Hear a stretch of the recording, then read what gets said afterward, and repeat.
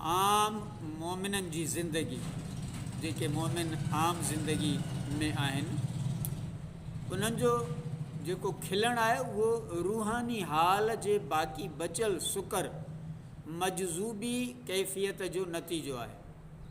उहे बेनूर हाल में मुक़ीद आहिनि ऐं मुकमिल तौरु नूर हक़ जे लाइ वक़्फ़ न थियल आहिनि, ऐं न त जेको नूर हाल खां छुटकारो पाए नूर हक़ ताईं पहुचे त उन जी मस्तीअ जा बाक़ी बचियल आसार दूर थी वेंदा आहिनि।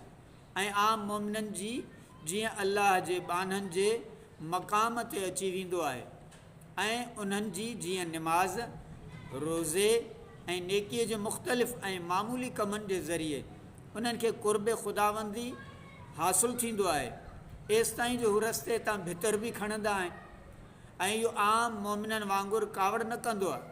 जेकॾहिं उनखे को धिको थाबो ईंदो त कावड़ न कंदो आम मोमिननि वांगुरु, बल्कि उहो नेक कमनि सां अक़ीदतमंदीअ जो इज़हार कंदो आहे।